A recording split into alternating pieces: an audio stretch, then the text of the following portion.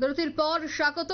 ভারত অস্ট্রেলিয়ার test series চলছে, নজর রয়েছে প্রত্যেক ক্রিকেট প্রেমীদের। তবে এবার আবারও দেখা গেল যে ফের ব্যর্থ ভারতীয় ব্যাটিং লাইন আপ। বিরাট রাহুলদের ব্যাটিং ব্যর্থতায় চালকের আসনে আবারও অস্ট্রেলিয়া। বৃষ্টি না হলে আরো যে বিপদ বাড়ত ভারতীয় ব্যাটিং লাইন আপের, সে কথাই বলছে ক্রীড়া বিশেষজ্ঞরা।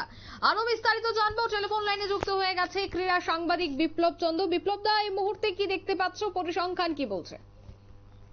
দেখো, যে পরিসংখ্যান বলা যায় যে প্রথম ম্যাচ ভারতীয় দল জয়লাভ করেছিল, দ্বিতীয় ম্যাচ ভারতীয় দল পরাজিত হয়েছে এবং তৃতীয় ম্যাচ এই গাব্বার তৃতীয় ম্যাচ কিন্তু অনেকটাই তাৎপর্যপূর্ণ দু দলের কাছে। কারণ কোন দল সিরিজে লিড নেবে এবং 5 ম্যাচের এই সিরিজে ভারতীয় দল না অস্ট্রেলিয়া, সেটা নিয়ে কিন্তু একটা বড় পরিকল্পনা বা বড় রণনীতি। যদিও বিশ্ব টেস্ট চ্যাম্পিয়নশিপের আগে এই ম্যাচটা কিন্তু অনেকটাই গুরুত্বপূর্ণ। তবে সেই দিক দিয়ে গাব্বাতে যে এই উইকেটে কিন্তু অস্ট্রেলিয়া দল প্রথম ইনিংস তাদের 445 রানে শেষ করেছে। গতকালকে আমরা দেখেছিলাম যে 7 উইকেটে 405 রান ছিল এবং শেষ পর্যন্ত আজ আরো 40 রান যোগ করে অস্ট্রেলিয়ার ইনিংসের পতন ঘটে এবং সেই জায়গায় দাঁড়িয়ে একটা প্রত্যাশা ছিল। কিন্তু মাঝ পথে আমরা দেখেছি যে বৃষ্টির কারণে কিন্তু এই গাব্বার তৃতীয় দিনের কিন্তু ম্যাচ অনেকটাই ব্যাহত হয়েছে। তবে সেই ক্ষেত্রে যখন ভারতীয় দল উইকেটে আসে এবং সেখানে কিন্তু প্রথম থেকেই ভারতীয় দলের উইকেটের পতন ঘটতে দেখা যায় এবং সেই জায়গায় দাঁড়িয়ে বর্তমানে 17 ওভারে 4 উইকেট হারিয়ে কিন্তু ভারতীয় দল 51 রান সংগ্রহ করেছে। কারণ এই প্রথম যে 4টি উইকেটের পতন ঘটেছে, সেক্ষেত্রে বলা যায় যে ভারতীয় দল কিন্তু অনেকটাই চাপে রয়েছে এবং ভারতীয় দলের ব্যাটসম্যানরা কিন্তু আবারও সেইভাবে ব্যর্থ। যদিও যশস্বী জয়সওয়াল এবারও কিন্তু তৃতীয় ইনিংসেও কিন্তু সেভাবে নিজেকে তুলে ধরতে পারেনি। মাত্র 4 রানে প্যাভিলিয়নে ফিরে গেছে। এল রাহুল লড়াই করছেন এখন পর্যন্ত 64 বলে 33 রানে অপরাজিত রয়েছেন। শুভমান গিল 1 রানে প্যাভিলিয়নে ফিরেছেন। বিরাট কোহলি আবারও ব্যর্থ, আবারও 3 রানে কিন্তু প্যাভিলিয়নে, এবং আরপি সিং 9 রানে প্যাভিলিয়নে ফিরেছেন। এই জায়গায় রোহিত শর্মা, যিনি 6ষ্ঠ উইকেটে এসেছেন, রোহিত শর্মা একবার উইকেটে রয়েছেন 0 রানে এবং অপরদিকে কে এল রাহুল।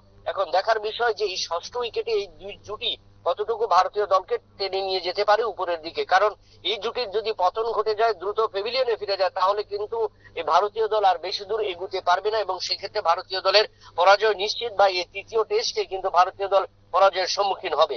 তবে সেই ক্ষেত্রে বলা যায় ভারতীয় দলের এই সময়ে ভারতীয় দলের ব্যাটসম্যানদের অর্থাৎ মিডল অর্ডার ব্যাটসম্যানদের কিন্তু আর একটু দায়িত্ব নিয়ে কিন্তু তাদের ব্যাট করতে হবে এবং সেই জায়গায় রোহিত শর্মা কতটুকু নিজেদের তুলে ধরতে পারবেন এবং রোহিত শর্মা কতটা ব্যাট চালাতে পারবেন। এবং যেহেতু পরিবর্তন করেছেন, আমরা দেখেছিলাম যে প্রথম টেস্টে রোহিত শর্মা কিন্তু পার্থে খেলেনি। দ্বিতীয় টেস্টে কিন্তু যে জায়গায় প্রথম টেস্টের দ্বিতীয় ইনিংসে কে এল রাহুল এবং যশস্বী জয়সওয়াল জুটি যে 241 রানের পার্টনারশিপ তৈরি করেছিল, সেই জায়গায় কিন্তু রোহিত শর্মা নিজের পজিশন ছেড়েছেন এবং সেই জায়গায় রোহিত শর্মা কিন্তু 6ষ্ঠ উইকেটে ব্যাট করতে এসেছেন। যদিও দ্বিতীয় টেস্টের দুটো ইনিংসেই ব্যর্থ হয়েছেন রোহিত শর্মা। তবে তৃতীয় টেস্টের আগে কিন্তু শোনা গিয়েছিল রোহিত শর্মা তার 15 জায়গায় ফিরে যাবেন, অর্থাৎ ব্যাটসম্যান ওপেনিং এ ব্যাট করতে যাবেন। কিন্তু সেই জায়গায় দাঁড়িয়ে আজকেও গাব্বার স্টেডিয়ামে কিন্তু আমরা দেখলাম যে প্রথম ইনিংসে রোহিত শর্মা কিন্তু রয়েছেন এবং সেখানে কিন্তু রোহিত শর্মা এখন পর্যন্ত 0 রান 6টি বল কিন্তু মোকাবিলা করেছেন। তবে দেখতে হবে যে ভারতীয় দলের ব্যাটসম্যানরা এই পঞ্চম উইকেটে কতটা রান সংগ্রহ করতে পারে, তার উপর নির্ভর করবে ভারতীয় দলের ব্যাটিং লাইন আপ এবং ভারতীয় দল কতটা এগিয়ে যেতে পারে। অঙ্কিতা। বিপ্লবদা, এই যে একের পর এক আমরা দেখতে পাচ্ছি বিভিন্ন টেস্টে, বিশেষ করে অস্ট্রেলিয়া বনাম ভারতের যে টেস্ট ম্যাচ চলছে, সেখানে এখনো দেখা গেছে যে অস্ট্রেলিয়া চালকের আসনে রয়েছে। সেই জায়গায় বিরাট রোহিতের কোন জায়গায় ব্যর্থতা রয়েছে, বা রোহিতের কি ক্যাপ্টেন্সিতে কোনো কিছু, মানে এখনো পর্যন্ত কি বিষয়টা উঠে এসেছে? দেখো, সেই ক্ষেত্রে বলবো যে cricket is the part of the game and অনিশ্চয়তার গেম বলা যায়।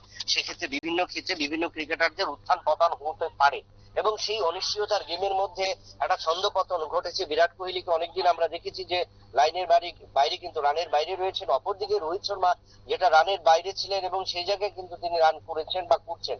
কিন্তু প্রথম টেস্টে যখন তিনি তার সেই জায়গা পরিবর্তন করলেন এবং তিনি ওপেনিং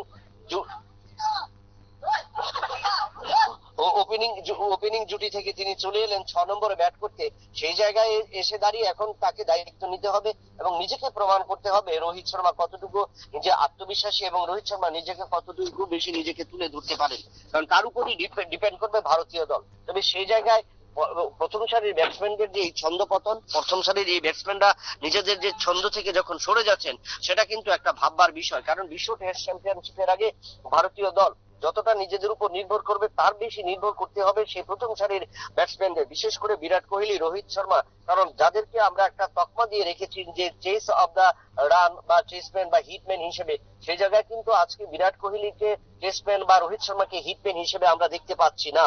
যার কারণে একটু চিন্তার ভাঁজ, তবে সেই চিন্তার ভাঁজ অচিরেই কাটবে। এবং এই ম্যাচও যদি তৃতীয় টেস্টে যদি ভারতীয় দল আবারও টেস্ট ম্যাচ হেরে যায়, তো সেক্ষেত্রে সিরিজে পিছিয়ে যাবে 2-1। তবে সেই ক্ষেত্রে লাস্ট দুটো ম্যাচ, চতুর্থ এবং পঞ্চম টেস্টে কিন্তু ভারতীয় দলের এই সমস্ত ব্যাটসম্যানদেরই কিন্তু অনেকটা দায়িত্ব নিতে হবে, এবং সেই ক্ষেত্রে রোহিত শর্মা এবং বিরাট কোহলির দায়িত্ব কিন্তু সবচেয়ে অপরিসীম। ধন্যবাদ বিপ্লব দা। অর্থাৎ দেখা গেছে যে আবারও ব্যর্থ ভারতীয় ব্যাটিং লাইন আপ, এবং সে জায়গায় বিরাট, রোহিত, রাহুলদেরও তেমন কারিশমা দেখা যায়নি এই টেস্টে। এখন দেখার বিষয় পরিসংখ্যান কি বলে, কতটা চ্যালেঞ্জিং হয় ভারতের কাছে এই টেস্ট জয় করা, সেটাই কিন্তু দেখার। নিয়ে নিচ্ছে ছোট্ট একটি বিজ্ঞাপন বিরতি, সঙ্গে থাকুন।